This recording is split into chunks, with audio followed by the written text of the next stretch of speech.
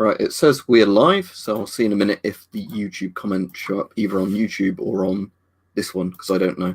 If not, I'll just give you a URL to it so you can actually read the comments. Live. Yeah, it says we're live and it's actually showing a picture, so that's good. So view in live control room, I assume. We just want to view in regular live stream mode.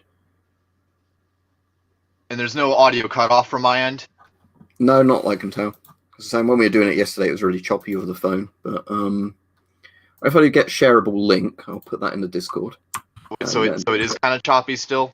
No, it's fine. No, it's fine. I'm saying unlike yesterday. Yeah, because yesterday I think what I was doing, what I needed to do was because I was using just the phone's mic, I had to have the echo cancellation thing installed or engaged, and so it was causing a noise gate that was cutting me off at the beginning and end of my sentences. So hopefully cool, yeah. Coming through a lot clearer, but I guess we'll see. Yeah, and I can see the comments in StreamYard, so that's good. It means I don't have to go to YouTube and then try and keep switching between things. Let me check that actually. Oh yeah. So is that the new mask you said you were getting today or yesterday, whenever it was, that French replica? Yes, it is actually. It's an M2. I'm very happy to have this. It's a real good replica. Duke's disappeared from my thing now. I don't know if that... But hello to everybody. We'll see how this goes, because again, I've not really played around with StreamYard very much until we did that practice thing yesterday. So, but yeah, so hello to everybody joining. We'll see if we can get Duke back in a second, because it looks like his thing's disappeared off the stream, at least on my end. Has he disappeared for you, bots? Yes, he has. Okay, so I guess it's either his connection or something like that. Yeah, well, shit. Oh, we'll put a message in the Discord just in case. Oh no, he's back. Let me add him back to stream. I've added you back. I did the thing again where I was trying to close out of the comments and it just exited out of the app. I hate that. Yeah, at least you can get back on this with the YouTube live stream. If you do that on the regular YouTube thing, you can't get back in. You have to end the stream if you do that. Yeah, closing a window or tab by accident. That's definitely a benefit. Although I'm sure it doesn't have that problem on YouTube necessarily, where I just there's like two different X's. It's like those torrenting websites where it's like, oh, download here. It's like one of fake pop-up kind of. Yeah, it's like one of the X's is the right X to close out of the settings menu, but then I click the one that closes out of the entire app. Anyways, I'll just won't check the comments. If there's any comments for me, I just hit me off, I guess. Yeah, I suppose we can just talk about gas masks or surplus in general, or whatever, because I imagine that's what most people just want to hear about. Yeah. So, yeah, I was just going to say quickly, I saw that there was one of these for sale on eBay again earlier that sold for like £20, and I didn't get it. I was really jealous. But what are those again? They're these little tiny dosimeters that are used in nuclear industry stuff. I'll see if I can get it to turn on. But yeah, they're basically very low to high range Geiger counters. But they just clip on your belt, they're tiny. Oh. I think the battery needs replacing in that one, but they're ones that I think retail price are a few hundred dollars or pounds, but now and again they'll turn up on eBay sort of really cheap. Oh, that's good then. But so I wish I had the Frog Sax ARS to talk about with you, bots. I don't have that here because I recently gave that back to Moulage, because that it's back in a storage unit now, because that's technically his. It's not mine. In fact, I'm probably just gonna end up renaming my channel, to be honest, because it's gonna be featuring both of our collections a lot of the time. So I'm planning on renaming it to the Gas Mask Bunker collection, since his website's Gas Mask Bunker. But that's for later, though. Yeah, I'm pretty sure both bots and Duke are in America. I'm obviously in England or UK, depending on how you want to do our country/island, because it's not technically one country, but whatever. But let's see. I don't want to be hogging all the limelight, so if anyone has anything on the agenda, then feel free to contribute. Yeah, I obviously want to rant about this a little bit, so I still want to make molded eyepiece pockets for those, so that guy will stop tearing up TC-38s. Yeah, no, that part kind of sucks, but honestly, I feel like it's 100% accurate, so Now the only Generatron asks if I can just acknowledge him, so I'll say okay. There you go. Quickly. Sorry, go back to. You're good. the only discrepancy that I found in terms of accuracy is, and it's a very excusable one, is the lens frames themselves, because the World War I era lens frames had much fewer crimps than the World War II ones, but that's really a big nitpick. That's like the only issue that I could see with them personally, is just the lens crimps having a little bit too many, but that, again, that's a non-issue entirely. Nobody's going to notice that. Nobody's like as autistic as me or whatever.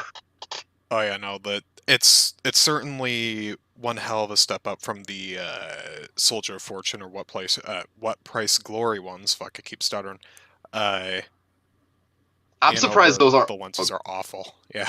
No, Yeah, they are. I was going to say, the only repro I have is the old PH gas hood replica that was just a really, really cheap one. That was the only reason I bought it. And it's fine for just saying, this is kind of what a PH gas hood looks like, but I know it's not a good replica in terms of, materials and everything else. I've noticed that nobody's ever managed to make a fully decent PH hood repro. Like, I've seen ones that come close, but they always sort of cut themselves short in some area. Like, they'll get the hood size and shape right, but they get the lenses entirely wrong.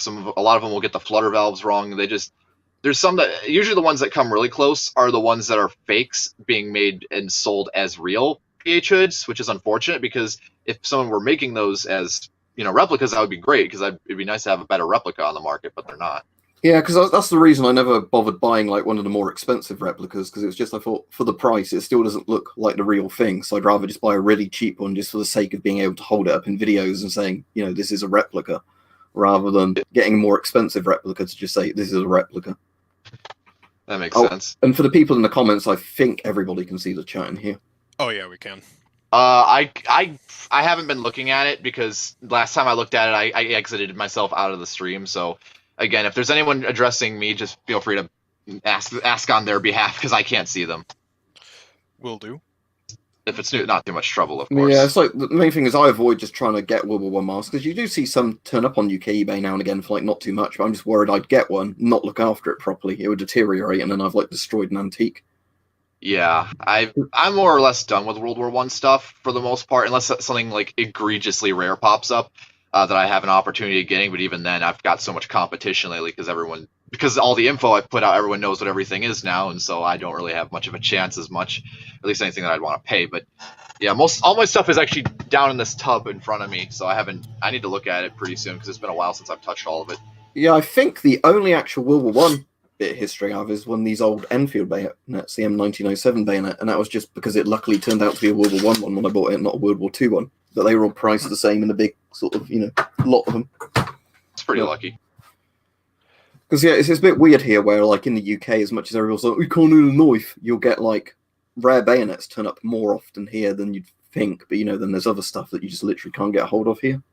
Yeah. But what is annoying here is, like, on eBay UK, they ban the sale of, I think, bayonets and knives, except for, like, very basic kind of camping knives. So you have to go to, like, one of the more specialist dealers to go for bayonets and things like that, where if they were available on eBay, you'd probably find much cooler stuff, or, like, at least better price stuff. But there's an imitation account already in the comment. Can I block them via... Yeah, I can. Oh, who is it? Who are they imitating? You, me? Yeah, it's me, but they have a space in their name. God damn it. Yeah, that's hopefully why we've got mods on, if they can actually. The mental gymnastics over masks made out of rubber. It's just astounding. Yeah. Yeah, because I think one of the things like I've been like trying to say to people before, but I think you've put it before quite well, Duke, it's like if you're obviously trying to buy something to protect you, it's like obviously spend the most or like get the best thing possible, what you think your life's worth. But, for like surplus stuff, it's like it probably really doesn't matter if you just want it to sit on the shelf, like how, good quality it is.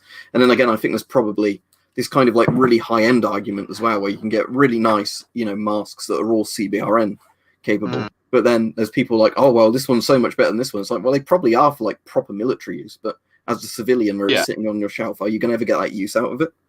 Yeah, no, it's like what I always recommend people. It's like say something like the M53 here.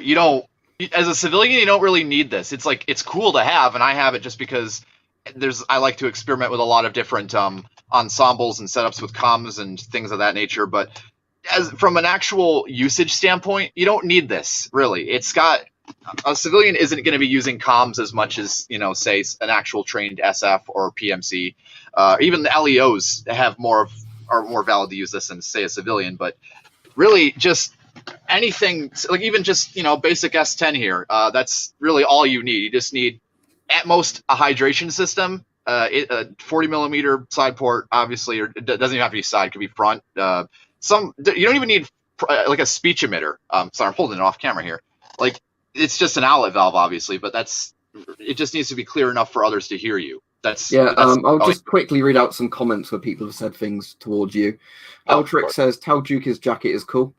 Oh, thank you. This is actually a at the front replica of a M42 jump jacket with the riggers reinforcements for those curious. And Radiac Maniac said, "Ask Duke what he thinks of the French ARFA." I'll quickly say that the Polish MP5 is actually better, but oh yeah, no, for some reason sure. the Polish MP5s are probably the better ones to get if you can find them.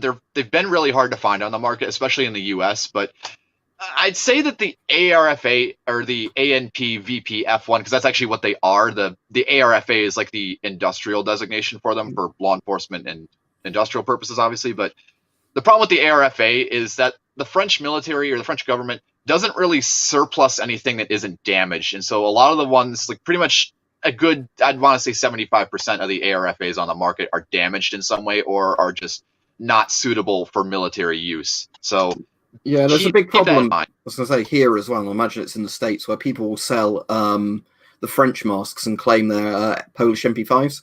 Oh yeah, no, that's like the most common thing. Everyone's calling them MP5s, but they're actually ARFAs or ANP VP F1s, and they always have some sort of issue with them. Like they're always missing the inner straw.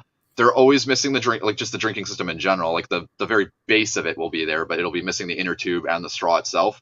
The face pieces. The problem is that the design of the mask is good, but the problem is the materials it's made out of are inherently flawed because the French, for whatever reason, felt like they didn't need to make it out of butyl or Hycar or any modern elastomer. They felt like making it out of a thermoplastic. I think they literally made it out of polycarbonate that had some sort of plasticizer in it that made it more flexible. And so as they age, they become less flexible and they just turn into solid plastic again. And that's why they're all cracking and breaking. Yeah, that's what I've noticed with mine. I don't think mine's cracking, but it's like, well, it's too hard. It won't make a face seal because it's literally like a solid piece of plastic, where the MP5 I've got is fine. Yeah, it's because it's more like a real plastic. Oh, sorry, rubber. Because they're literally made out of plastic. That's the problem. It's just plastic with a softener added to it. So I don't know why they felt the need to go that route, but yeah. Colby has a question for you. He says, "How does Duke recommend storing masks?" The main thing I always do with all my masks is just get any sort of acid-free packing. It doesn't have to be acid-free. Just anything without ink. Just make a big ball out of it, just enough to fit the actual face piece. And what I do is just, kind of jam it in there. Make sure it's not crushing or deforming anything. Like the inner nose cup, you got to be careful to make sure it's not, curling it or just making it out of shape. So you got to keep that in mind. And then I just lay them as their natural position. Like I don't have them on a display head or anything. I typically avoid display heads for long periods of time because it will stretch out the elastic and it will cause stress on the buckles. It could potentially cause damage depending on how old the mask is. But if you have a display that you want to display masks on with helmets or stuff like that, it's fine as long as you have like multiple masks and helmets that you can rotate out every so often and inspect them regularly. And I don't personally recommend styrofoam heads. I know that if you put like cloth or paper over them, they're typically safe, and especially if you keep them out of sunlight, because I've read that sunlight is the thing that makes them off gas and melt rubber. But I wouldn't recommend using a head in general. Just go with paper like I always do. But that's pretty much the basics of it. Aside from that, just keep it out of sunlight. Keep it in a dark, dry area. Of course, my closet has a draft in it, so it gets warm and cold in here way too often. But nothing's melted yet except for the Yugo masks. Yeah, the only mask I've got on the styrofoam head is that MM1 of the tanker helmet, and that's because I don't really care about that because it's just an old, mass-produced Soviet mask. And it just looks cool on the styrofoam head. I've got on a plastic mannequin head, normally a gas mask. I think it might even be an MM1 on there. It's on the mannequin that's out that window. But most of the masks I store, either with paper and or just store them in their satchels if it's not going to keep them crushed. But I just use this plastic display head for photographs and videos and things like that. Like I wish I could recommend which one this was, but I literally just bought a random one off of Amazon. Like if I could find it again, maybe I'll recommend it, but I don't remember which listing this was from, and it's been years. Like I got this. Oh God, how long ago did I get this? This was like I want to say like 2017, 2016, maybe, probably 2016. But yeah. Yeah, I'll just quickly say before I forget that we're doing a charity stream. It should be working. So if anybody donates, it's one for sort of wounded American veterans, for sort of disabled rehabilitation type stuff. It's just one of the ones I could pick on YouTube before, which I did, which is like the only kind of military style one I could find, because there doesn't seem to be many on thing. Strange. Bot says I am dead, so I don't know if his connection's cut out. But, hope it fixes itself. No, there's a guy asking if I'm alive. All right. Yeah, confirming that I have terrorists. He probably thought that he probably had the same assumption that I initially did when we were getting the test stream running, and we thought that the focus on your display head is like actually you. Man, no. Like they think that the camera is pointing at you wearing the M2 right now. Oh yeah. Maybe I could be just assuming that. I don't know if that's actually what they think, but that'd be funny if they did. Oh, I'm sure that's. Yeah, because like I don't know if it's been the thing in the States, but over here, like in the UK, mask prices have just gone insane since Corona. There's like nothing that's actually. Are you kidding? Like before Corona, like say an MSA Millennium here, on a good day, you could get one of these for as low as $40. Like I've seen these go for $40 pre-Corona. Just the mask obviously didn't. Some of them came with outserts and MSA OptiFilter XLs like this one here. Usually didn't come with a VPU, but on average you could get these anywhere between $50 and $100 before Corona. Nowadays they're going upwards of $190 to $230 on these. And M40A1s, I've seen those go as high as the 200s as well. Like it's just off the walls. Yeah, there's a load of random questions coming in, so I'll try and quickly breeze through them. Oh, of course. Jesus Aquilar, if I'm pronouncing his name right, says, have you guys played with HPA gun in airsoft? What's HPA? I've used AEGs before, which are airsoft electric guns or whatever, automatic electric guns. HPA, I'm not too familiar with. I haven't actually done airsoft before. I have airsoft guns, but I've never played airsoft. But HPA, that's like one of the gas type weapons, isn't it? Yeah, I would pull out a pistol and show it on the stream, but YouTube doesn't let you show guns anymore on like threat of your channel being deleted, even if they're like replicas. Because I've got some like more actual like air gun style ones like technically you could also have as an airsoft gun, but it'd just be hurt quite a lot. High pressure air. So yeah, technically I've got some like the ones that use the CO2 cartridges that do that, but you probably wouldn't use those so much, I'd imagine, for actual airsoft, because the idea is you don't hurt people with that, I imagine. Yeah, those are basically air hard as opposed to airsoft. Yeah. It's like, the ones I've got are more for like target shooting type stuff, like because we use air guns are pretty popular in the UK because obviously there's a lot more loops to jump through to actually get like actual proper guns in a sense. So there's lots of things where people get air guns just because you can get them without as much problem. It's really hilarious because air guns can be just as deadly as firearms, at least ones in the US, and they're completely unregulated in the US. So theoretically, someone could legally make an unlicensed full automatic air gun because it's not a firearm, it doesn't fall under the NFA.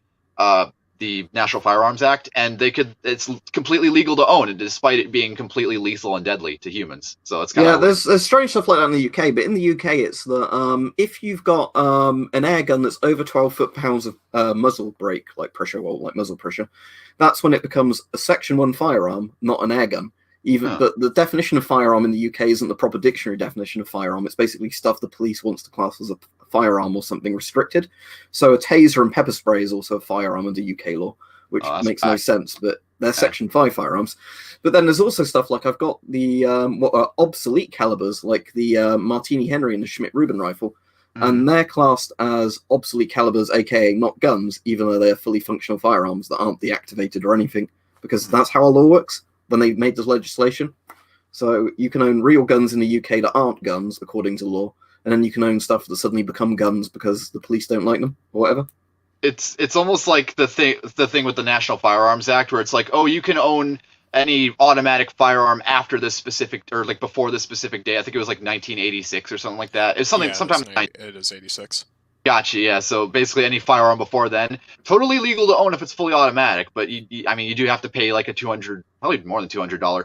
They're going to be egregiously overpriced, obviously, because, full auto is the desirable thing. They're going to be into like, middle class house tier prices. from what I've Oh, noticed. I'm sorry. I've just seen a funny comment I want to respond to. Somebody said, "Weapons and Stuff 93. Do you need a license to own a TV?" Right. The UK is really weird with this, right?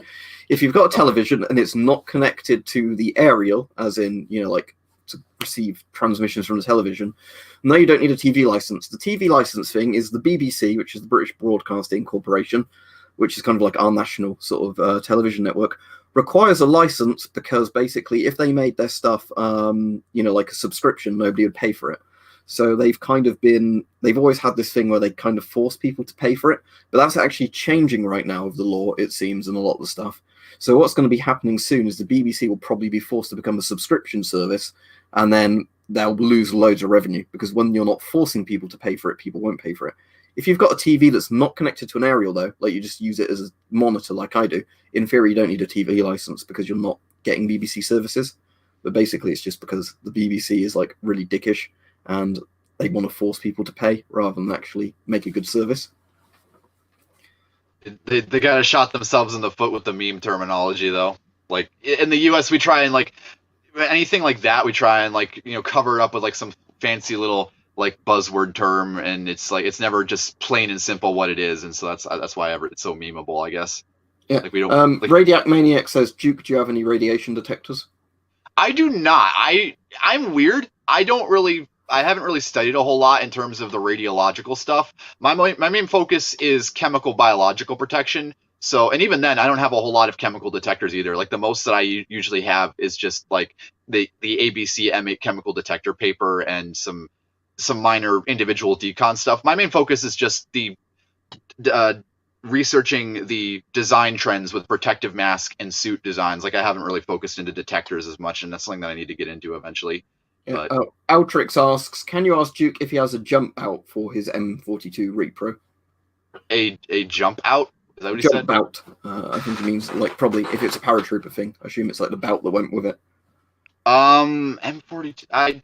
I have the filter casing, if that's what you mean. The plastic housing that goes over the canister that the hose links to the facepiece, and then there's like a coupling that basically connects to the tank's gas particulate air filtration unit, and it's basically like a giant papper mounted within the vehicle, where it's supplying a continuous flow of air into the mask. For the jacket over and over. It said M42. I thought I was talking about the M42 tank mask. Excuse me. Okay, so I do have the belt for it. I've removed it because I don't ever use it. It's in my drawer over there. So yeah, I do have the belt. I'm sorry for that confusion. I'm still thinking of masks. Yeah, because like for me with radiation detectors, it was one of those things I never used to get them just because they were so much more expensive than gas masks. But now we're in a strange time of Corona where often lots of really cool Geiger counters end up cheaper than masks, which is just so bizarre. Like the idea that you can sometimes, I mean, not always, because DP5s, like some of them are like really expensive. But you can like buy the Soviet, like radiological detecting equivalent that would have gone with the GP5s and everything for cheaper now than some of their masks, which is really bizarre because this is actually a really nice piece of kit. One of the funny things from like history is the Soviets were actually really good at making radiological detection equipment. I suppose they needed it because the power plants weren't very well built, but it's kind of weird. But I think it's this weird thing of the Soviets stayed with vacuum tube technology far longer than everybody else because they couldn't really afford to go to like chips and everything. So in the end, their Geiger counters became really efficient because they always use vacuum tubes. That's just how they work. I mean, the US has some really nice Geiger counters and like radiological detection equipment. It's just because of ITAR, they just never turn up in the UK. Like I said, there's that CDV 718 I really want, or the US like military equivalent, the Radiac, whatever kit it's called. We could probably set up something in the future where I could find one and just kind of proxy send it to you in Minecraft. Yeah, I think the CDV 718 shouldn't fall under ITAR as far as I understand the rules, but it's just one of those strange things where, if you ever see a US seller with it, they don't want to ship it. No. Can I just rant about that for a second? Yeah. Like, just screw the whole ITAR thing, okay? The only two masks that are regulated under ITAR is the M50 and the M53. Like, nothing else. Like, eBay is just completely full of shit. Like, sellers will put ITAR notices on just anything as long as they don't want to ship it overseas. Like, I'm at least honest to say that I don't like shipping internationally. A, because I can't really drive anywhere. I don't have a proper ride to get me to the post office. B, I'm not used to dealing with customs tariff forms, although I could ask that they deal with that on their end, but it's just easier for me not to really think about it. And then C, I don't, with the the package pickup thing that I usually use for shipping. I don't know if they offer international, but yeah, if anyone says that they won't ship a mask to you because of ITAR, just say that it's bullshit, because this is like the only thing, and along with M50s are like the only things that are restricted under ITAR. Yeah, it's a weird thing that there's like a UK equivalent, but it doesn't exist. Where like people are like, apparently to the US people are like, oh, I can't ship an S10 to you because it's covered under like British military stuff. It's like, no, it's not. It's like I've sent an S10 to one of my subscribers recently, or subscribers and donators, just as a gift because I had a spare one, and I was like, it's like, no, they just go through the post service. There's no problem. I was trying to bid on an SF10 that was going for, it was kind of overpriced. Like, well, not really. At the end, like I was going to bid like 250 on it. It was like an SF10 size 2. It was in pretty good shape because I want an SF10. I like the flat lenses better than the plano lenses of the S10, and plus I'm not really fond of the S10's drinking system. It has a lot of flaws, and plus I just wanted to have that dual swappable canister port thing, which I don't really need because I'm always right-handed. But nevertheless, I tried to bid $200 and something on it, but it fucking canceled out my bid because, you know what, it had an ITAR notice as I was entering my bid number, and it disappeared before I could click yes, I'm buying this and it's staying in the US, which I didn't. Like the US doesn't even issue the SF10. It never has, never will. So it's completely irritating because the thing went for like 140 and I was willing to bid like 230 plus on it or whatever, and completely cancel out my bid because of that stupid ITAR notice. Yeah, right. I'll try and quickly read some comments that are like questions before they shoot too far up. So, Gotcha. Fiki Papani, if I'm pronouncing it right, said, Duke, is the FM54 restricted under ITAR 2 or is it exempt? Probably yes, it is, because those are the US SOCOM is actually currently replacing the M53 with the FM54 while the XM55 is being worked out. So that's those are probably also, you know, considered. Yeah. Mr. Jackbot says, can't you get M50s in the UK anyhow? You can. I mean, they're probably not meant to be shipped, but I've got an M50 which I just bought when a UK seller had a load in. But there's also weird stuff like the British Armed Police use C50s, so stuff like that just turns up anyway, and the police just surplus everything. I would recommend a C50 over an M50 for the record. Well, I would, because it's 40mm filters, not the cheap filters, but well, not cheap filters, but you know, like little snap-on filter sort of things, which you can't buy spare filters. That's the problem with the M50 I've got. There's no spare filters available for it. It makes sense on a military standpoint where you're getting issued, but just as a civilian, it's not a good mask. No, go ahead. Yeah.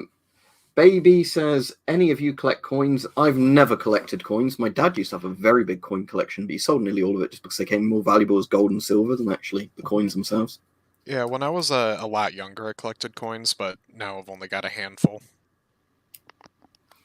And Eltrick says, if I can find the chat again because it moves, can you ask Duke if you saw my experimental Navy vest?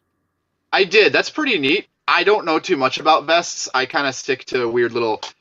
My thing with vests is I kind of just buy based on what I want to use in my kit, like my AVS or that LBX vest I made a video on.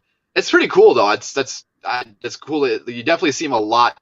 You definitely are very well versed in terms of vests. I wouldn't really. I don't have like the same level of knowledge you do about it, and you've found some pretty awesome stuff. So that's pretty cool. Yeah, because like with vests in the UK, it's like I'll occasionally buy some of your British surplus ones that turn up. For the most part, it's like, well, I used to use an old police, like, you know, relatively small vest just as a protective vest if I need one, because it's designed to be knife resistant and like handgun resistant. And then for like more serious stuff, I've got something like the ECBA, which is the lightweight British Army vest with ceramic inserts. But I wouldn't really want a really heavy vest because the probability that I'd actually have to use it is pretty slim. And I've got like that Polish one with like level 3 plates in, and it's so heavy and bulky. It's like the idea of wearing it and then having to move around in it is kind of just pointless. Here, be right back just a second. Add me back if it cuts my stream out. I'm just clearing off this notification from my CGM. All right, cool. All right, I think it's still going. Is my camera frozen though? It's frozen, but let me see. Let me try removing and then re-adding you to the feed. No. Just leave me in for now. I'll join back in. Okay. Give me one sec. Yeah, my blood sugar's high, but it's manageable. Mr. Collector just had a comment. Okay, there we go. Oh, there you go. Okay. He said, any improvised vest ideas? Well, for improvised vests, I've not got in this room, but you can actually buy thermoplastic quite cheaply now online, and that's the stuff that they're like making modern helmets from. So while the thermoplastic you can buy online, the sheet isn't as good as how they make it into a helmet. It's actually very strong. I've heard that a lot of the Wish.com plates are actually pretty viable. Like personally, I went and bought Hesco 4400s. Thank you to Altrix for that. But I personally, I mean, if you're looking for budget plates, Wish.com, at least anything, you got to be careful what you're buying. Obviously, there's probably plenty of YouTube reviews that you can get a good idea of what specific plate, I guess, would be the best in terms of brand names, because they don't really have brand names. They just kind of put little brand names on it that aren't really a company, I guess. But there's a few good Chinese companies out there, and there's like a rumor going around that Chinese body armor is actually ironically better than some of the U.S. plates, even though China doesn't issue any body armor as much to the PLA. Yeah, there's like a load of strange stuff like that, because one of the things Richard Weaponsmith, who comes on my streams quite a lot, he's one of my mods, found is in the UK you can actually buy like AR-500 target plates for shooting, and then you can just buy those really cheaply if you wanted to use them as vest inserts, or just modify them to be vest inserts. You know, ones that are meant to be resistant up to 50 BMG and won't break. Like, you'd have to have stuff behind them for spalling, but it's... I'm trying to get away from the whole steel meme. I think most people, at least anyone that has access to quality ceramics, can agree that steel is not the first option that you should go with if you have an opportunity to get decent ceramic, because... Yeah, I mean, I really like my British Level 4 ceramics, but they're just the funny ones of where they're not meant to be surplus, but they still surplus them. So if you're lucky, you'll just find them for not too much on eBay, and then you've got your decent ceramics. Because our stuff's really weird like that. There's all this stuff there not meant to surplus, but they do because it's worth money. I've seen like US ESAPI plates will sometimes turn up, and they always go for ridiculous. When buying US surplus ceramics, I would be very wary and be mindful of how much. Like for US SAPI plates, personally, I probably wouldn't pay more than like a maximum of $200 per plate, and that's if they're in like good condition, because you don't know what kind of storage conditions they were in and how they were handled, and ceramics are definitely more liable to have defects in storage than masks. So that's the thing. Like if somebody's dropped it a couple of times, I wouldn't trust the ceramic to actually be all that strong. Or if they're keeping it in a moisture, humid environment, it could potentially degrade the adhesive. Mystic Collector said, where do I buy the thermoplastics? I mean, if you just look after the actual raw thermoplastic like sheets, you can get those on eBay and Amazon, at least in the UK. In terms of like proper thermoplastic stuff like American ECH helmets and like the Virtus, whatever they call it, and all the British Army's using, which is essentially an ECH, they turn up on eBay. Whether or not they're meant to turn up on eBay is another question, but they do turn up. ECH helmets are just ridiculously overpriced in the US. Like the most commonly seen, the most common price I see them go for on average is like $600 to $700 average. Like even like the older ACH Kevlar helmets, those can go anywhere from like between 200 to even up to 400 and 500 in some cases, especially if they're like the older MSA ones. Those can go even into the 600s if they're already pre-painted and decked out with NVG. Yeah, see, that's pretty crazy, because this thing, when I got this and it was unissued, because there was no writing on the actual label. Oh, look, there's a serial number, which means it's probably stolen property, because there's no issue number on it. This was, I think, £250, and that was one that was like completely brand new unissued. And this is essentially just an ECH. It's just a version Britain buys from America with a couple of like bolt-ons on it and a different liner. I think the US just kind of recycles as much of its stuff as it can, and so not a lot of helmets get surplus in terms of anything modern. And of course, anyone that does get a hold of it knows that because there's such a limited market, and your only other option is to like either buy the Chinese ones or to buy the or to buy from the factory, where it's going to cost the full MSRP. They're going to gouge the hell out of the price. That's a bit unfortunate here, to say the least. All right, there's a question Straight DM asked that I might be able to answer for him. He said, I picked up a CDV 700, so that's the old US Civil Defense Geiger counter, recently, that had the original batteries left in it from the 1980s. Oh dear. The gauge is fogged up with a brown rust, but the needle is still free. Advice on repair. Well, assume you've already taken the batteries out and like clean the contacts, have you? Because sometimes it will just literally be a case of clean the contacts, maybe put some like foil or solder type stuff on them so it'll work again. I repaired a broken CDV 715 by doing that. If it's super road, you could use like this sounds funny, but ketchup. Ketchup has vinegar in it, and because it's like already in a paste form, it can sit on the spot you need it to until like the corrosion is gone.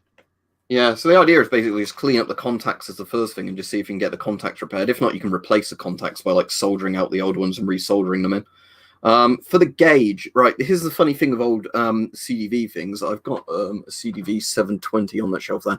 Essentially, they just use amperes, which are like old things that tell you like the amps of a circuit. because that's how Geiger counters and like ionization chambers actually work. They're basically just a display that displays voltage, but just with a radiation unit where they're using a formula to tell you that. So in theory, you could put a multimeter on it and it would still work. But if you wanted to get an original thing that was like the original display, you can literally just pull out and replace the old things. Imagine on eBay you can find pretty cheap working CDV, like actual displays, and they just literally screw in and attach a positive and negative wire. I'm hoping I could find the gauges that I need for the Survivor mask testing station that Moulage bought. I don't have photos of it on hand. It's like one of those. I'm sure some of you have seen these before. It's the ones that have, like the blowjob weird machine. Yeah, the blowjob machines. We got one of those, and there's a bunch of gauges that are out of calibration, and we need to replace them. And that's also like, luckily, Moulage is an electrical engineer. He studied because he's obviously a merchant marine. He's somewhere. I can't really say where he is because it's a matter of national security. But he's studied all that type of stuff, so I trust him more than I would trust my own intuition on that. But yeah, that's something that we're going to need to look out for. Altric says, can you ask the other two if they'd allow me to join the streams sometimes to talk about vests and armor? I'd be cool with that. If everybody else is. Might as well. Yeah, it was like you're saying. The weird thing as well is like what I love about these old radiation detectors is there's a British Mark II Radiac which used 3 different types of batteries to run. There's a British MD3s that they replaced them with in the 90s, and they literally recycled them and just put new circuitry on these old meters, which I find really funny. So they took these like really obsolete old kind of CDV style meters, then they just were like, oh, we'll put new electric circuits in, they'll be fine. And they're like really, really handy meters. There's one I've got down here, and I still use it quite a lot for like testing random samples, because these are actual ionization chamber meters rather than like Geiger counters. What that means is it basically has a box inside that detects the ionization of the air. And like, while you can get stuff like like Victorine 450s in the States, which are again are like more modern and good, for most of the place you won't find those. So then you get the funny things like this where retrofitted old radiation detectors are actually really useful, because these are like built to last because they're old civil defense and like military instruments. And these are like really strong metal on these. If you got hit by these, that would not be fun. It's even got the really clunky calibration dial. Imagine if you integrated one of those into like a PC shell, just like have a radiation-proof computer, or just a radiation detector computer. Talking out my ass. Yeah, the thing is though, that's the thing I've really started to like when I've got into old radiation detectors, is just how sturdy they built them, because they basically designed them for people they thought were idiots, so they couldn't break them. And that's the great thing with the Soviet ones as well, is like I can't read any Russian, but I can work out how to work all of them because everything is so straightforward on them. It's like, oh, you literally turn this dial and it's got numerical things to tell you what like strength of radiation it is. Mm. That's sort of go ahead. So Shed on Fire was saying, hey man, who are the other people on the stream and what's the charity? Well, the charity one is at least the one I did the other week when I did a charity stream. It's meant to be on for disabled American veterans. It was like one of the only ones I could find on the YouTube list of charities. It was kind of like military related. That's why I picked it last time. So Duke is like one of the really big gas mask collectors that lots of people would know if they've actually been on YouTube and like any of the sort of gas mask type forums. I'm just a weird guy that reviews masks every so often. I'm not some, as Bots likes to call me. Is that world famous YouTuber DukeNougat? Every time we join chat, he says that. Yeah, every time. Every time I join chat. Yeah, the way I think works well was like Hype said is like Duke's like the forgotten weapons of gas masks, where he's the guy who like probably really in depth and gives you a really good explanation of stuff. And I'm just kind of like, oh, I bought this surplus thing off eBay. Let's have a look at it. Yeah, it's all right. Would I recommend you buy it? Yeah, I do that I've done that a couple of times. It's not really my thing. Like this, for example. I know you've done reviews on this. I would recommend his review. I don't know if I'll ever review one of these, but I would recommend Weapons and Stuff's review on this personally. Oh, the Spirian thing. Yeah, the Wilson Furness Panoram Mask, or whatever they call it. I have a few points of contention with the design, but overall, it's probably one of the better surplus masks you can get for the money at this point.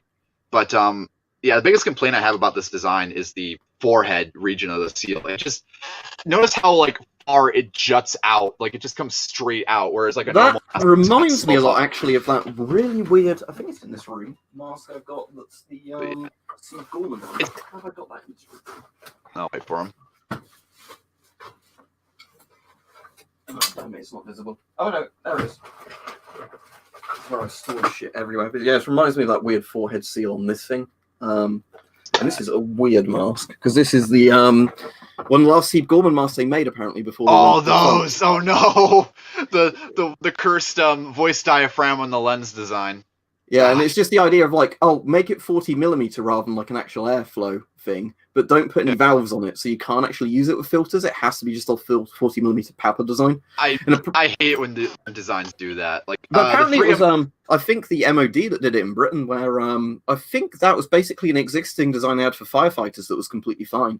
But then the MOD's like, wow, we want this in 40mm, and I'm sure Steve Gorman said, well, you need the valves changed for it to work in 40mm. No, make it in 40mm. And then Steve Gorman died pretty soon after. So here's like a weird like a weird hybrid of that concept where, so this is the 3M 7800S. This is pretty much like one of 3M's only decent, I say that, 3M has a lot of sort of okayish designs, but this is probably like one of their best pano designs. This obviously has valves inside of it for, just standard 40mm canisters, but the center port here, which is just a threaded plug, obviously, there's no valve there. So the center port was designed for SCBA or PAPR use. So that's kind of interesting. I mean, I have seen a valve that goes in there, like an actual inlet valve, but by default, they'll just come with a gasket and no inlet valve on that center port. Yeah, because the problem with that Steve Gorman one is, in theory, if there was no pressure buildup needed for the XL valve to open, it would be fine. It's got one of those like spring XL valves that's designed to have like the pressure buildup from like either a PAPR or the sort of, having an air tank on it. So when you're trying to breathe through it with a filter, it will just start fogging up horribly because the air would rather go through the filter or just sitting in the mask than actually go out the XL valve. This stuff like that is why I wish the Avon compact demand valves like this for the ST53 series regulator or ST53 series SCBAs were more common, because this is honestly probably one of the best regulator designs I've handled. It's so tiny. It's like it takes up less burden than a PAPR hose. Just nothing to it at all. Yes, I am dead, says Bots. I feel like something would be quite interesting to bring up while we're actually on the stream is all the stuff like with random arguing over gas masks and like gas mask fandoms, because that's probably something quite funny. That's because it's like, oh, don't your channels hate each other and all the stuff like that, because that's where it's quite funny.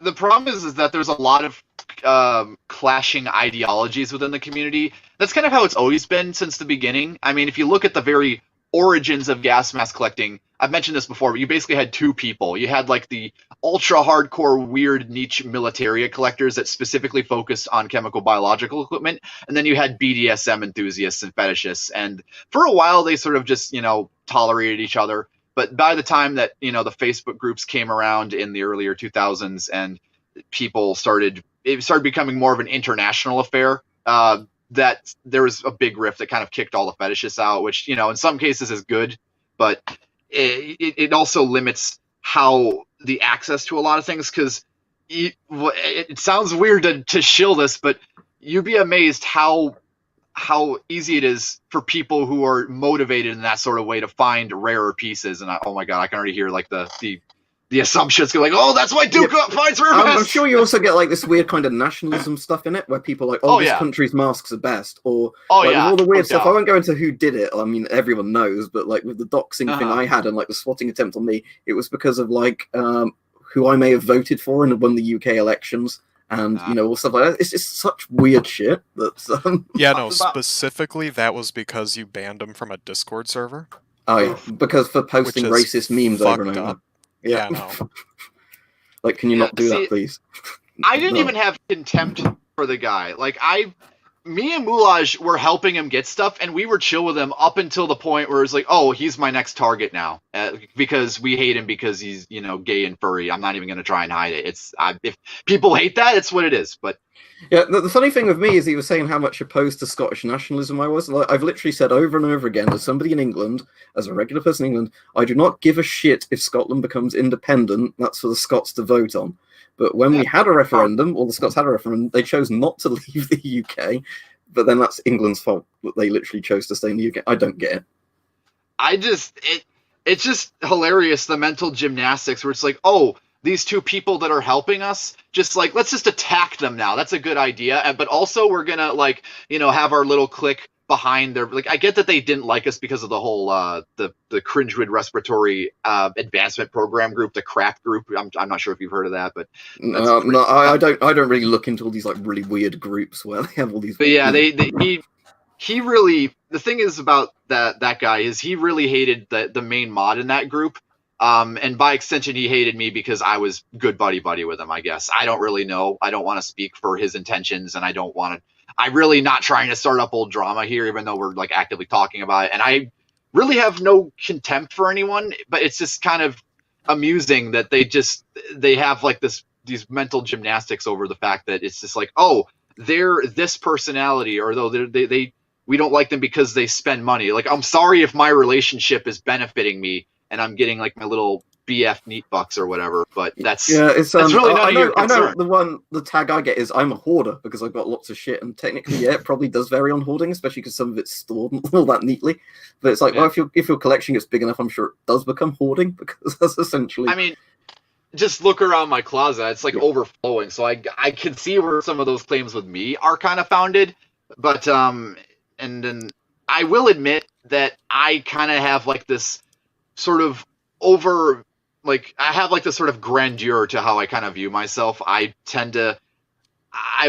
just gonna go ahead and admit I can be a little bit egotistical at times. I tend to take myself like way too seriously. So that's like the biggest problem with me, is that I take myself way too seriously a lot of the time, and because I'm so dedicated to what I do, it kind of shoots myself in the foot when just 90% of the other community just wants to enjoy it for memes and aesthetics and whatnot. So that's just down to the community has different ideologies as to why they collect. Aroke for Days is on. I'll give him a shout out because he's the lag collector that knows everything about light anti-gas respirators.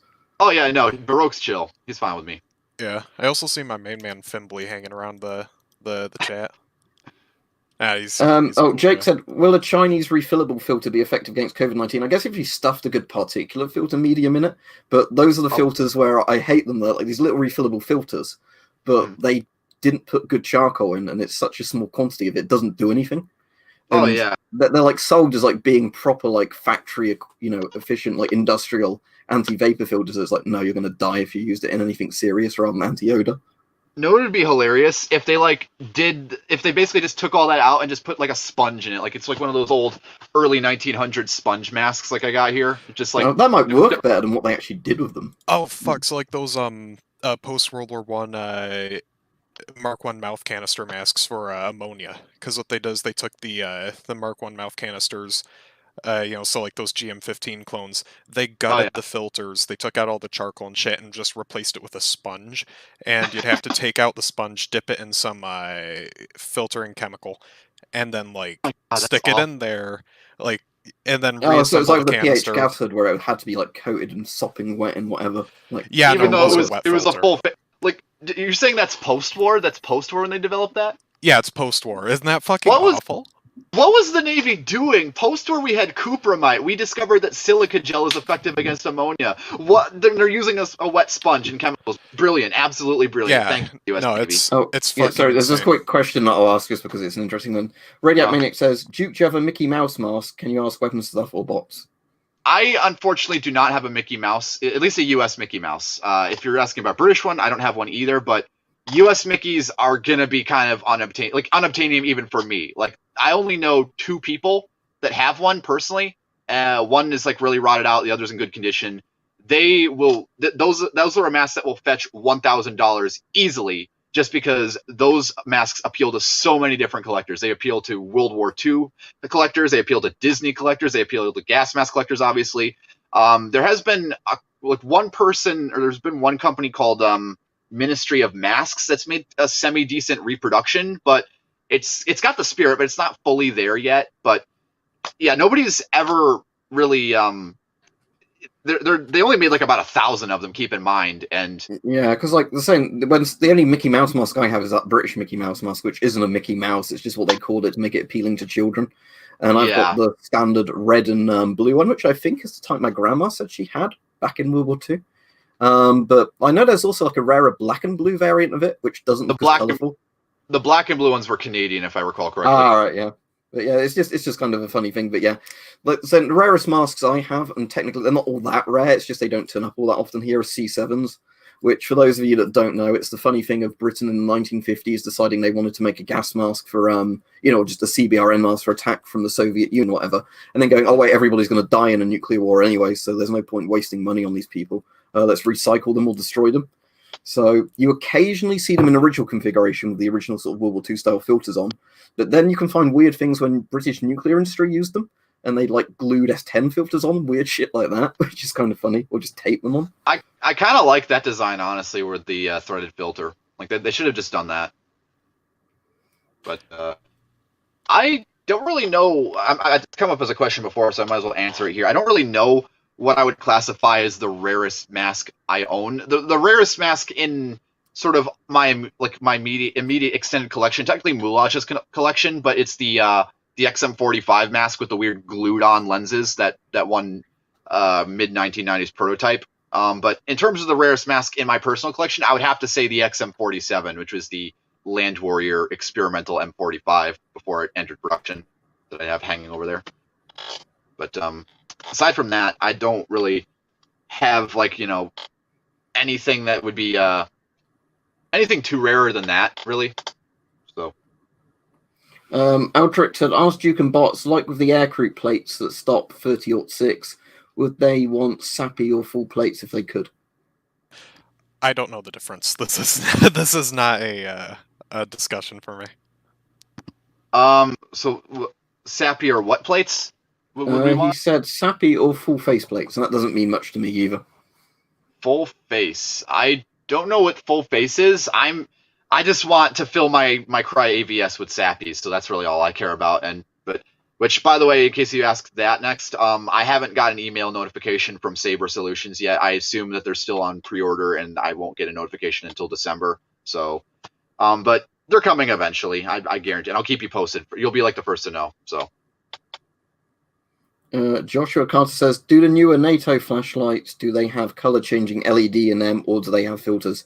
I mean, I personally don't know. I know the old, L-shaped ones, or right-angle torches, just had filters you put on the front, but I don't know about newer ones, because I don't even know what the British Army uses in terms of flashlights anymore. Most countries, or at least most, there's probably a variety of flashlights that are issued to modern militaries these days. Usually helmet lights, honestly, like the Surefire HL1A is a pretty common one. That's kind of an older design. The Streamlight Sidewinder Compact 2 is another decent one. It's an older one. It's a bit clunkier. Russia has a clone of it. I don't know I forgot what it's called. It's a Ratnik design, but yeah, most people just go with helmet lights these days. They don't really have big chunky flashlights like they did in the Cold War. Yeah, Russian from Hell said, I was going to get a Mark 6 helmet, but £75 was too much.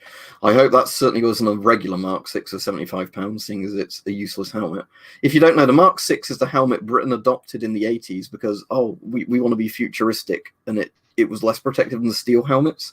They eventually retrofitted it as the Mark 6A that actually had a Kevlar filler, but the standard Mark 6 is the one that literally doesn't do anything. It might protect your head from hard impacts, but in terms of actual use, it's awful. It's a nice looking helmet. I actually like the look of it better than the Pasket, but they kind of shot themselves in the foot making out of ballistic nylon instead of because I think the idea was just ballistic nylon works in frag vests, so if we put in a helmet it'll be fine, but there's not that much in it as a filler from what I understand. Most of it's the plastic shell, so it's just they can be essentially having a plastic hard hat rather than the helmet. The liner system is much better than the Pasket, though. I will say that having a 3-point chin strap or just anything better than 2-point chin straps are just ancient. You don't want anything with a 2-point chin strap. Space Sank says, have you guys handled a VZ35? No from me, and if so, thoughts? What was VZ35, so she might be Czech or Polish with her. VZ35. Yeah, I was supposed to be getting one. Actually, no, I've handled one before. They're pretty interesting masks. It's literally just a GSR Mark IV that's 40mm essentially. There's nothing too special about them. I was intending to get one for my collection, but the person that I've been meaning to do a trade with, I haven't gotten around to it, so that's for the future, I guess. This isn't really a gas mask question, but Pedro says, are there any cheap and good surplus helmets? If so, what would you recommend? Well, it's going to depend where you are and what turns up at what price and what you need it for. Because if you're fine with a steel pot, there are lots of really cheap steel pots that are perfectly serviceable, and they'll give you head protection from stuff. Mhm. But if you wanted like good Kevlar or like modern ballistic, not ballistic, thermoplastic helmets, that's what they're going to cost quite a lot, and it's really going to vary what's available. I, I mean, like I said, the helmet I really like is this one, but that's just because it's by far the most protective helmet I've got, and it's a really comfortable liner. But there's lots of factors with helmets, like what you might want in it. hopefully sometime this year. I'm really hoping this November, but I don't know for sure. I want to pick up a Gentex TBH2 helmet, which is basically just your typical fast style high cut. I'm getting it. The only reason I'm going with the TBH2 is because A, they're on the cheaper end of like modern ballistic helmets, and B, you can order them without anything installed. Because this is the thing that irritates me about buying new ballistic helmets, anything modern, is that they will typically come with a factory pre-installed NVG shroud and Velcro. And I'm using the older Neurotos Tatum low profile 1-hole shroud. And I get that 3-hole shrouds are better, but I just like that early 2000s aesthetic, and I gotta stick with my Tatum. And I would get a 3-hole Tatum, but they're expensive. Like I think weirdly though, my favorite military aesthetic is the old like late 1980s, maybe US stuff with all the Pascut stuff, like the stuff that's in the original Command and Conquer. I don't know, I just find that stuff looks really cool with kind of like the Pascut helmet, the M81 Woodland, all that. Like British Army, I'll see the DP95 Woodland, which is basically a very similar pattern. I kind of like the like a sort of post Gulf War sort of Mogadishu, Somali campaign look to Pasgets, where it's just like, oh, we're gonna recycle these old Gulf War shells and we're gonna put NVG shrouds on the front of them. It's cursed, but I like the appeal of it.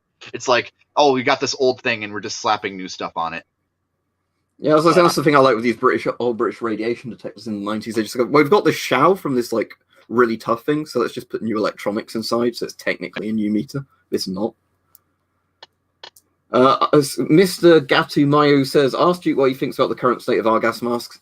Personally, myself, I've never been on it in ages, so see, that's getting into politics again, and I'll just say that I am probably not going to return to r/gas masks. It's just the type of ideology that's kind of focused in there. Just at this point, just to be completely frank, r/gas masks to me just kind of feels like a failed MK Ultra project, where it was just like me and my friends were trying way too hard to try and instill like the old morals or whatever of first gen mask collecting, and then just sort of backfire on us, where everyone's just like, oh, I'm calling dibs, or look at all this rare stuff, and it's just like the knowledge is there, but the spirit is just like, I don't know. I'm not trying to shit talk anyone here. I'm just like the environment there just isn't for me. It's the reason I complained a lot about, not even just like with like Argas masks, but just like Reddit type things in general, is I remember ages ago I tried to like contribute a lot to one of the YouTube Reddits that was for basically people asking. Like, the idea was that if somebody had like more YouTube views or subscribers than you, you'd ask them like questions on like how to grow your channel.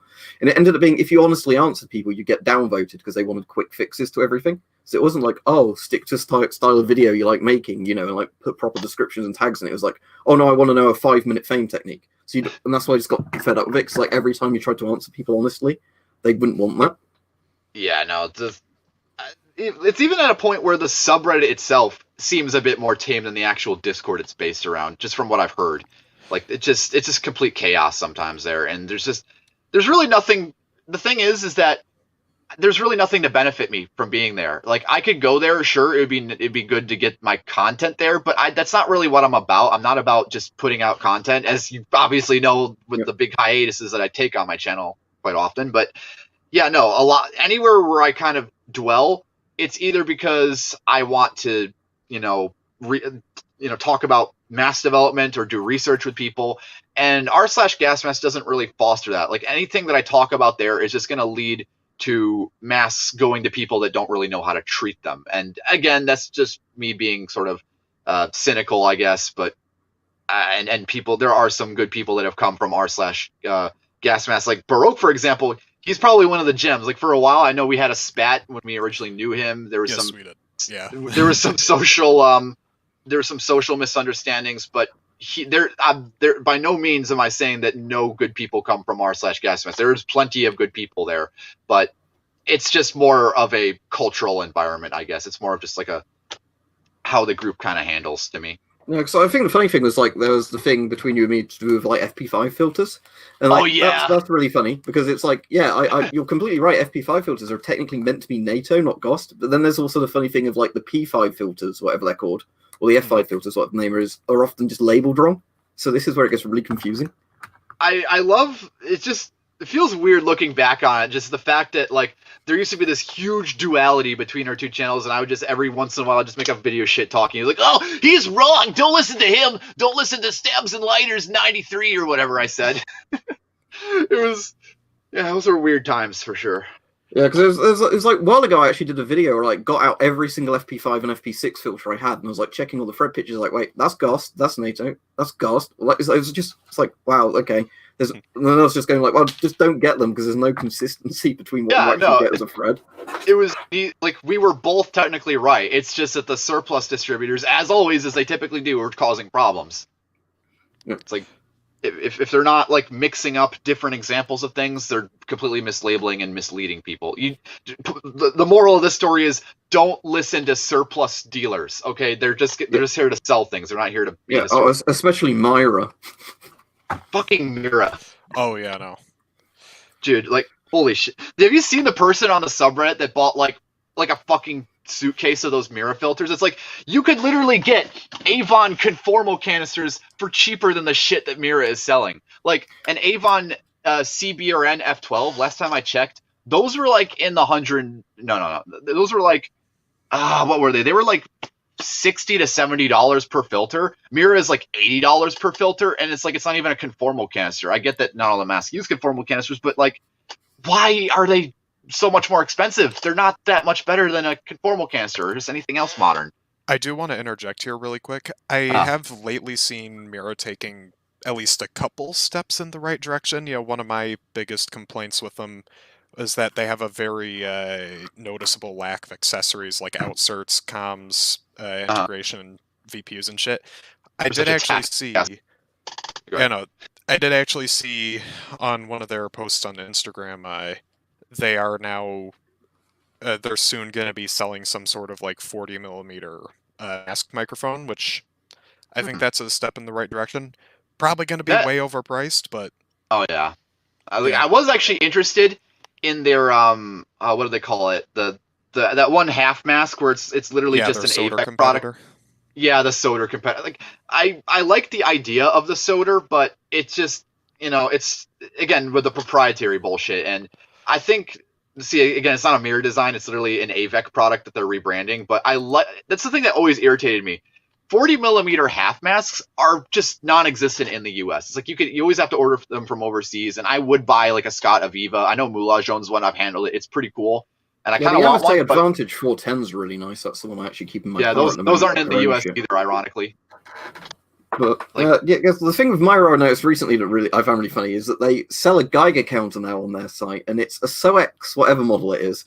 But on their description, they've actually bigged it up more than SOX do, and they say like, oh, it will tell you from background to like really dangerous levels of radiation, and it maxes out at something like 100 times background, which is really not high.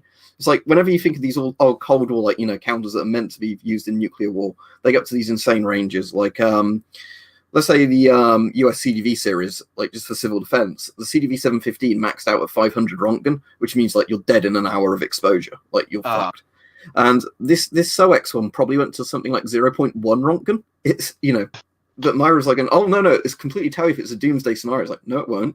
You'll probably stop reading at that range. Can we talk about the short period they were selling the KZD6 or whatever it was, infant protector? Can we just talk about? Oh yeah. Yeah, so let me just go on a side rant about those things really quick. Okay, so an infant, as you know, has very weak lungs. They can't breathe through a normal gas mask canister. Stupid fucking babies. Who in the right fucking mind would design an infant protector that has no powered air purifying respirator, but it has a permeable filter panel or whatever it is. It's like the air can pass through. No, it fucking can't. A baby can't breathe through that thing faster than the air can transpire through it. It is going to be hotboxing itself in a death trap of CO2. Anything you put in there is going to die within probably an hour at most. Like the only reason that thing probably exists is because the US designed it in the 1960s, the V815, I believe it was called, infant protector, which is basically the same design as what the Russians ultimately developed. And I have a joke to myself. It's like the U.S. only designed that so that the Russians would copy it and kill their own infants. Like, even the U.S. World War II M1 infant protector, that had a manual papper. And I've heard of rumors that there was reports that infants were still passing out in those things because mothers weren't pumping them fast enough. If you need an infant protector, get a papper, okay? Even like a shitty Israeli one, it will be way better than just like, oh, it has a permeable filter panel. No, that's gonna kill it. Okay, end rant. Sorry. Joshua did say, if I could, would buy a gas mask and Geiger counter, which one should I buy? Well, a lot of times it depends on what your budget is and like what's available. For Geiger counters, though, I'd kind of say either buy, like I was saying, like these ex-nuclear industry ones that turn up from all different countries that have to be like pretty good and they're not very old, or just buy like mainstream stuff like a Terra P or a GQ 500 or the Radius scans. Like, because the thing is, the modern digital ones, you'll find them way easier to use because they've just got an easy to read digital display and they like auto calibrate themselves. The problem with the old kind of Geiger counters is they're sometimes designed for like doomsday radiation ranges, not background radiation ranges, and they're like a lot clunkier and heavier. And that's even assuming they use regular batteries, because like a lot of the old British ones I can't even power, because unlike some of the old US like military radiacs, they were like, oh, we've got this weird 30-volt battery in it, and there's like this weird 15-volt battery that goes in another slot. So yeah, something like this is just going to be a lot more practical, and you can sometimes pick them up pretty cheap. I'm going to get one of those US radiacs eventually. Like, if anything, I want one of those in terms of radiological detection. There's actually a really cool US radiac I saw on US Amazon today, but it would ship to the UK, but it was like $500, so I wasn't going to buy it. But it was one that went to, I think, 5,000 rads an hour, and it was one where it was something like 0 to 5,000 rads an hour, like probably like 0-1 sort of, like range for rads. So that's good absorb dose. And then it had like probes you could put in to make it in the millirad range, which is actually really cool. It looked like a really nice kit, but like for that money, I wouldn't buy it. But I just thought, oh, that's a really cool sort of piece of equipment that you've got like a Geiger counter that's got an internal probe that does deadly radiation ranges. And then, you can put like actual plug-in probes into it to like measure like below background doses. Mm-hmm. Oh, Henry says, any new masks coming, Duke? Let me think, actually.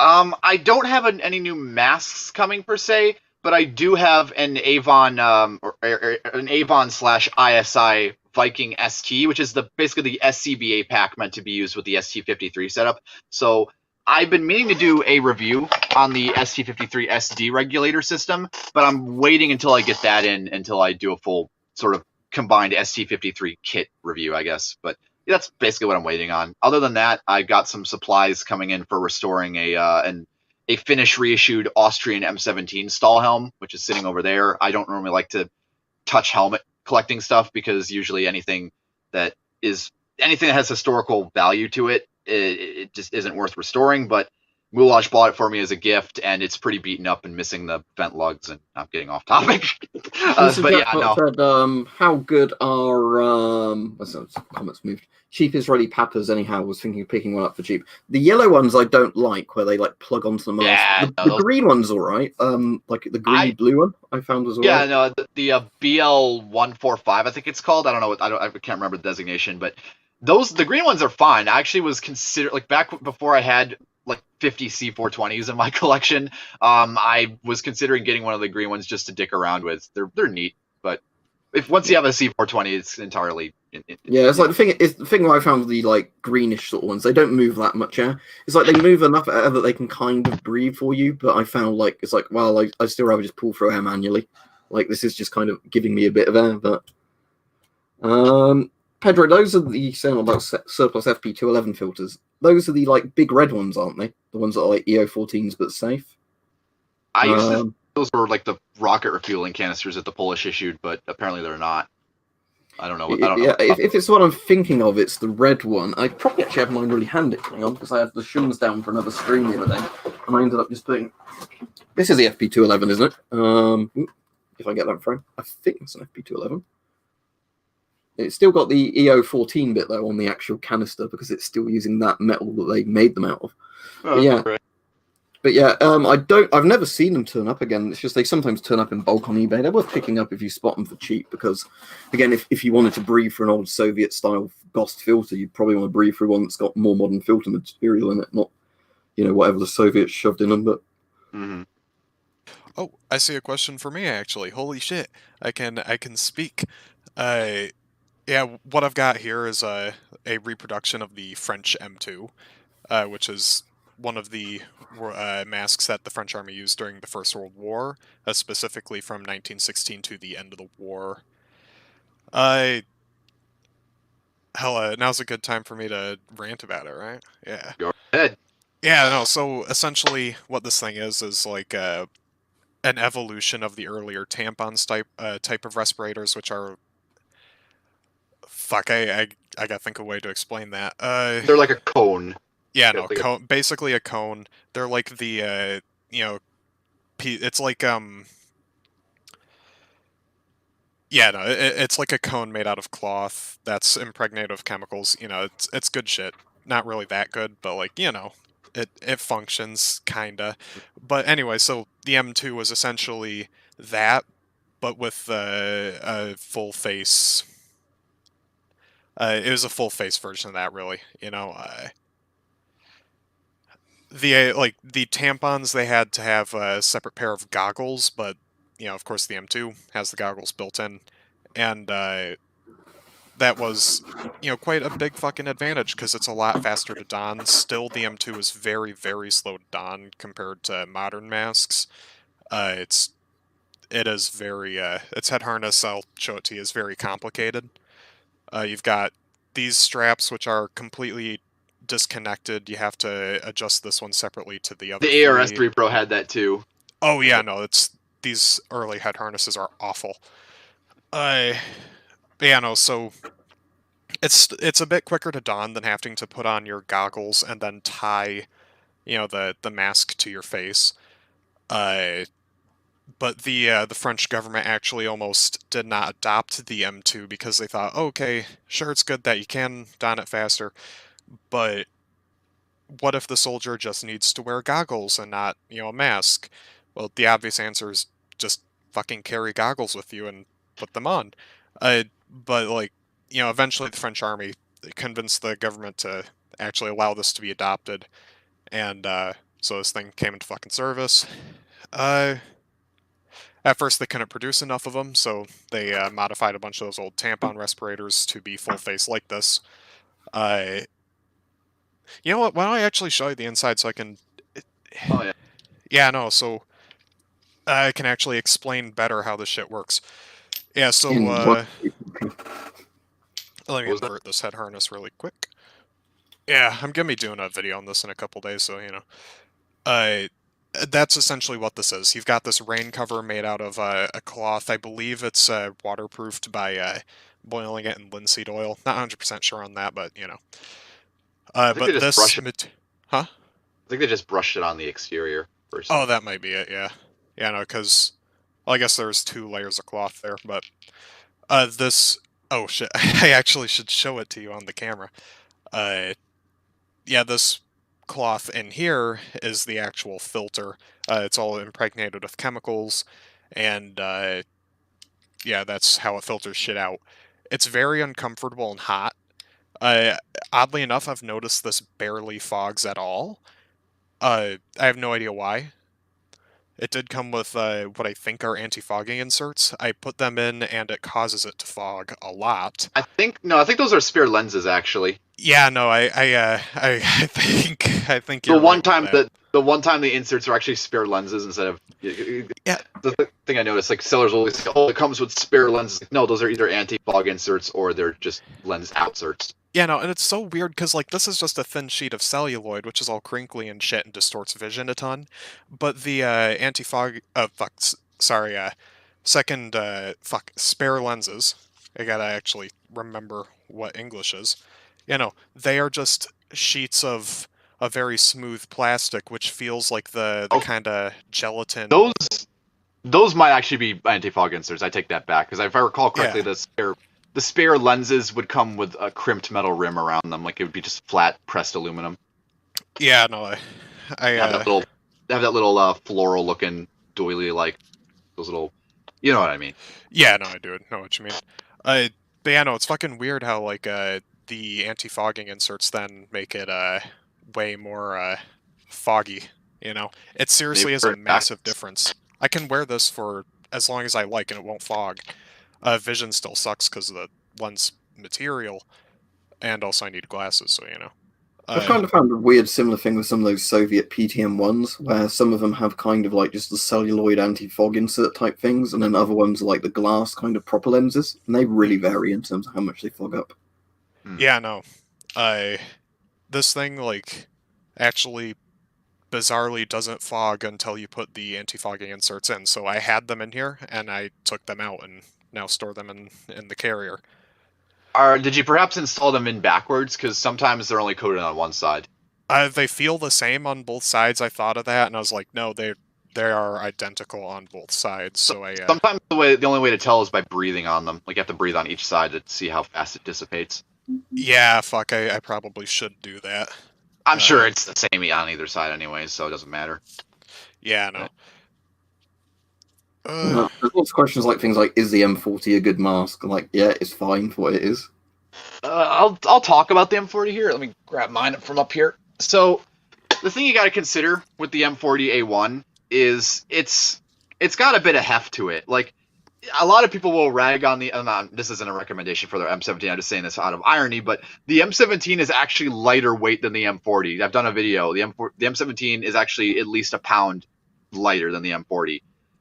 But the thing with the M40 is that it does have a risk of blister agent penetration, as you can see around the outlet valve, or hopefully you can. I don't know if you can see that all that well, but there's basically a gap there where liquid agents could potentially penetrate, and especially around the voice emitter as well, and just basically all the openings. It may cover a majority of the face piece, but there's still areas where liquid agents could potentially get in between and damage it. But if you're just using it for, COVID protection, or you're using it for tear gas protection, just things that aren't going to eat through the silicone and penetrate the face piece, it's a fine mask. But you really need to know how to decon stuff if you're using it for full CBRN protection, because it's kind of an antiquated mask by this point. And while it's a good mask, I will give it that, it doesn't have anything inherently wrong with its function other than being a little bit bulky. You got to make sure that you know how to decon it if you ever get exposed to liquid agents.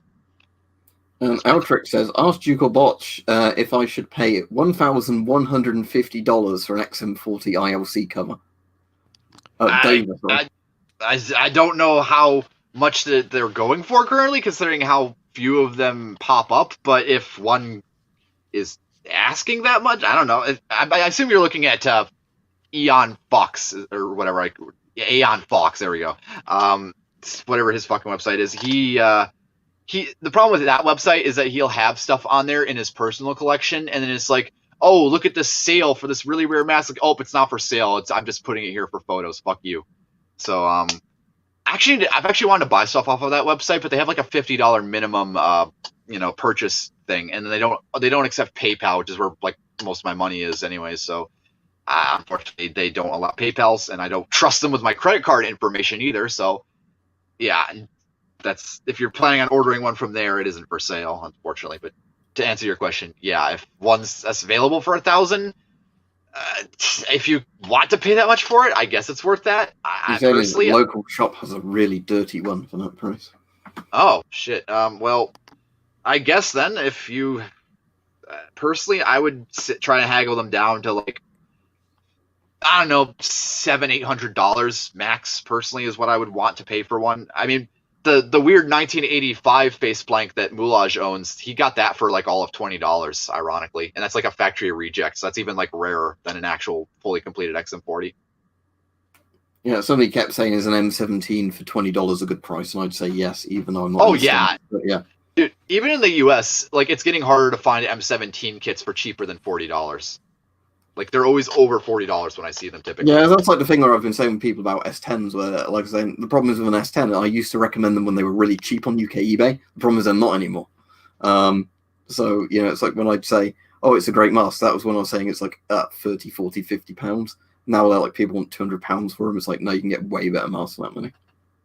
Yeah, and that's like another thing with M45s as well, is that I know a lot of people like the M45, in my opinion, is probably one of the best gas mask designs in its principles. Yes, it has a silicone face blank, but the second skin is probably the best engineered of its type.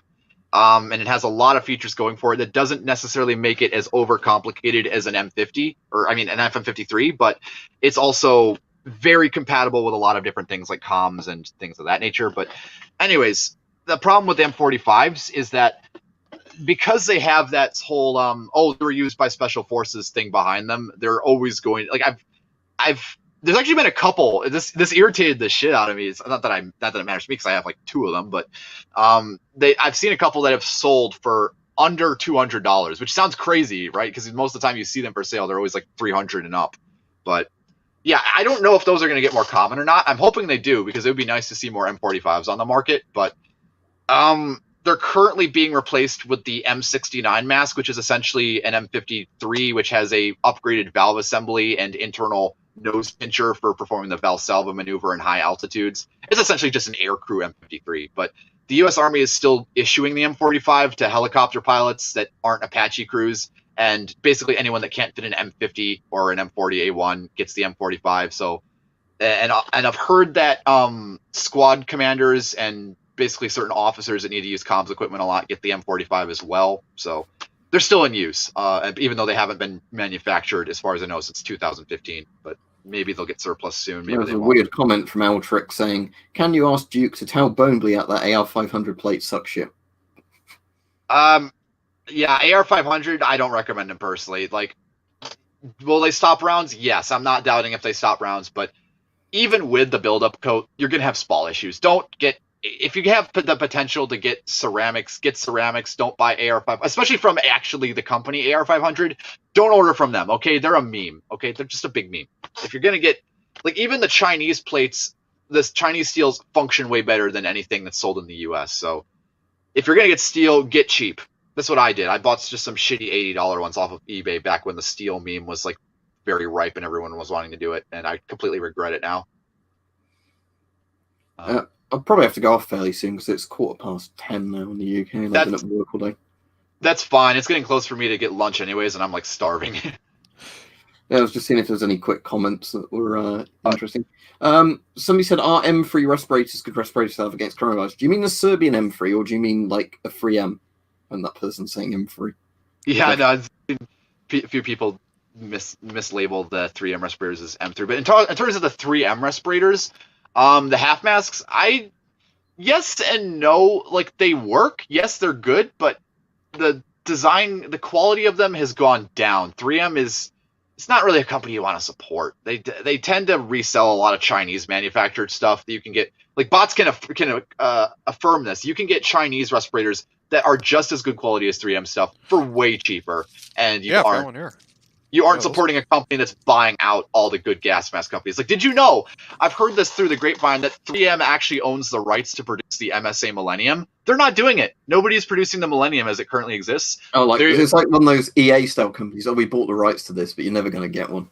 Yeah, no, it's literally that. 3M has so many good actual CBRN respirators that they could be producing right now, but they aren't. You know why? Because their stupid little Chinese-made painting respirators are more profitable to them, so they're not going to make anything that's valuable. Because, like, let's look at it this way: Avon's dominating the market. Avon and Airboss are the current dominators of the market when it comes to anything CBRN, at least anything in the West. I mean, there's obviously like AVEC in the Czech Republic, and there's other companies as well. But 3M has a lot of good products that they just won't produce. Like I just want to make this quick little rant. They could have fixed the nose cup issue in the Millennium, because assuming that what I heard was true and they have the rights to the Millennium, they also have the rights to the M40A1. What's stopping them from making a black M40A1 nose cup and putting it in the Millennium? They would have just solved all the issues. They have access to better adhesives. They're an adhesive company. They could fix the adhesive problems with the Millennium, but they don't, because they're idiots and they just want to buy and sit on licenses. Anyways, it's like regarding like cheap masks, like if you mean like the 3M sort of using like the half face mask type things.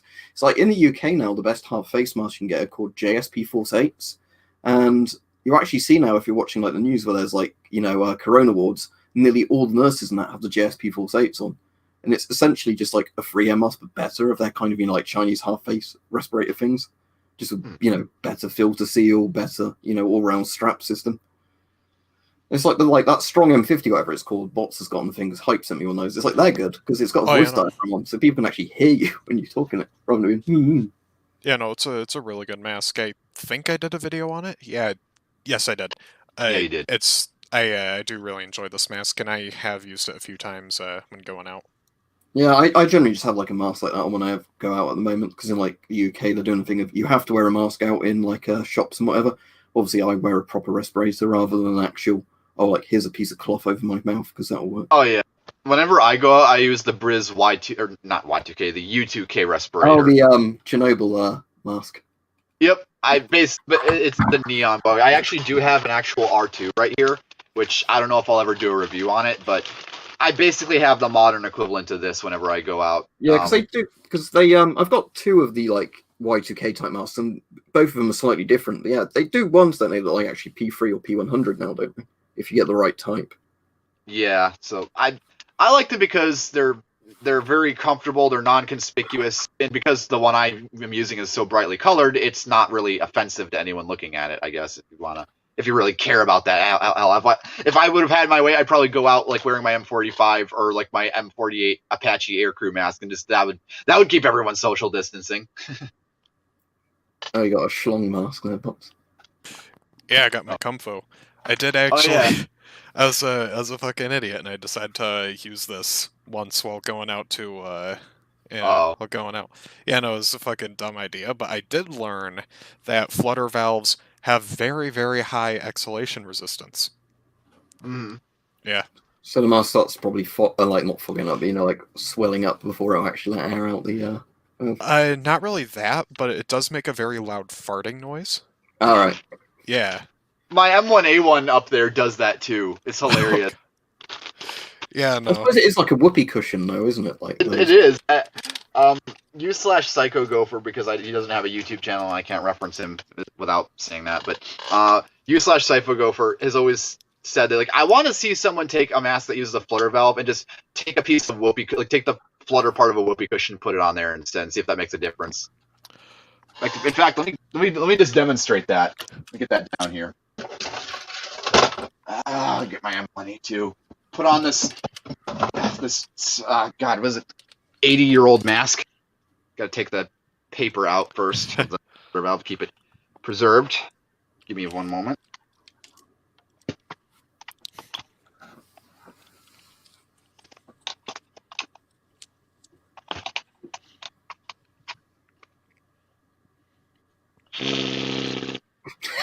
Yeah. I've never actually tried in my eye. Those sort of valves, but... Yeah. I wouldn't do this, people. Something just flew up the T-SO deflectors and into my eyes. That's always fun. I've had yeah. Well, there are like weird ones I've had though, where there's masks with voice diaphragms just vibrate horribly for no reason. Oh yeah. Yeah. Navy Diaphragm Mark V does that for me. The M2 Army diaphragm did that as well, and a lot of Soviet masks I have back here also do it. Yeah, anyway, I ought to go off because I said it's getting quite late. It's been really fun doing a stream with you guys. Oh, I don't definitely. know if we got any charity money on here or not. I really don't know because I can't see it through the YouTube interface. But we gotta do this again sometime, though. This is fun. Yeah, no, yeah. But oh no, it's not a YouTube drama stream. I mean, it was a minute ago. But yeah, so yeah, thanks for coming on, everybody. Of course. I'll probably be streaming in the week, just doing random streams whenever. I don't really know when, because I always do when I'm just kind of bored and got free time to do it. But I'll probably do a video when I'm not being crippled, which is never. Yeah, it's my birthday coming up this week anyway, so I might have a slightly different, schedule doing that. I'm currently still waiting there to find out if I can do anything fun and social on my birthday, or are we going to be locked down by then and be told, like, no, you have to sit at home? Because it's $102 raised from what you see. No stream. Well, that's good. Where does it? Nice. It doesn't show good that. stream, then. I guess it all worked out then. Yeah, it probably just doesn't show it through my StreamYard interface or the other one. It's probably one where I'll end it and then later on can see that was on there. But it's Friday, John. like this Friday coming up, the 23rd. So yeah, that should be quite fun. But I said I don't know, because I'm hoping I can go bowling with a few friends and like maybe we'll piss about in one of our gardens by stabbing pumpkins with that Enfield bayonet on top of my old deactivated Enfield. But it depends, because obviously if the government's like, no, you can't do anything, you're locked down, all that, then it'd be incriminating if I filmed a video messing about in the garden with people that we've been doing shit. But hopefully we won't be locked down by then. But who knows, because all the corona stuff's really weird. So. Yeah. Anyway, thank you, everybody. I'll see you all. I'll assume I have to click end broadcast now. And To everyone. Yeah, this is a great time. I'll see you guys. Later.